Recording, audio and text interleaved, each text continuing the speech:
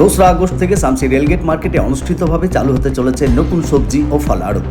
এই নতুন বাজারে পাইকারি ও খুচরো ব্যবসায়ীদের পাশাপাশি এলাকার কৃষকরাও তাদের উৎপন্ন ফল সবজি বিক্রি করার সুযোগ পাবেন। উদ্যোগ নিয়েছেন শামসি সবজি ও ফল আড়তগণ। উদ্বোধনী অনুষ্ঠানে উপস্থিত ছিলেন স্থানীয় জেলা পরিষদের সদস্য তথা কর্মাধ্যক্ষ ফজলুল হক সাহেব সহ অঞ্চলের বহু সবজি ও ফল ব্যবসায়ী। স্থানীয় কৃষকদের বিকল্প বিপণনের সুযোগ করে দিতে এবং বাজার ব্যবস্থায় স্বচ্ছতা ও সুষ্ঠু বন্টন নিশ্চিত করতেই এই নতুন আড়তের সূচনা বলে আয়োজকদের পক্ষ থেকে জানানো হয়েছে।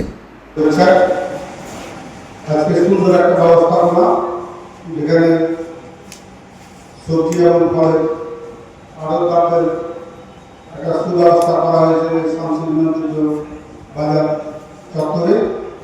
এটা খুবই প্রয়োজন ছিল, কারণ শামসি বাজারে যে আড়তটা বসছিল সেটা খুব ভিন্ন অবস্থায় ছিল এবং যারা ক্রেতা বিক্রেতা এদের পক্ষে একটা সমস্যা ছিল, যেহেতু রেলগেট তার সামনে পড়ে যাচ্ছে, ফলে একটা সমস্যা ছিল।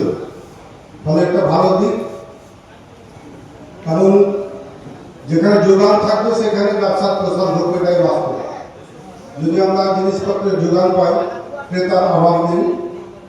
বর্তমান সময়ে আমরা দেখতে পাচ্ছি যে বিভিন্ন জায়গায় প্রত্যেকটা স্থানীয় একটা বাজার বসে গেছে। যেমন ভারতে একটা বিরাট বাজার, শামসিতেও বসে, ভগবানপুর মোড়েও একটা বাজার বসে, দুর্গাবাড়ি মোড়েও একটা বাজার বসে। ফলে বাজার প্রায় প্রত্যেকটা স্থানে, এবং সম্মিলিতভাবে যদি আমরা একটা আড়ত করতে পারি, তাহলে সেখানে আমরা সব ধরনের ফসল, আমরা সব ধরনের দ্রব্য পাবো, এবং তাদের ব্যবসা যারা করে তাদের পক্ষে সুবিধা।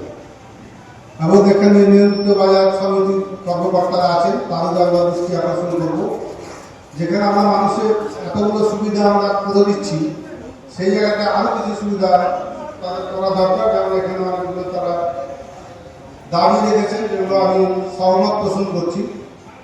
কারণ মানুষ যেখানে থাকবে সেখানে জলের ব্যবস্থা করতে হবে, সেখানে শৌচালয়ের ব্যবস্থা করতে হবে, আলো থাকবে, এগুলো বাস্তব। এখানে অনেক জিনিসের অভাব আছে। আমরা এই সরকারের মাধ্যমে এক এক করে আমরা অনেকগুলো সমস্যার সমাধান আমরা করতে পেরেছি, এবং আগামী দিনে যেগুলো আছে সেগুলো আমরা করবো। একটু আগে একটা দরখাস্ত লেখা হচ্ছিল আমার সামনে,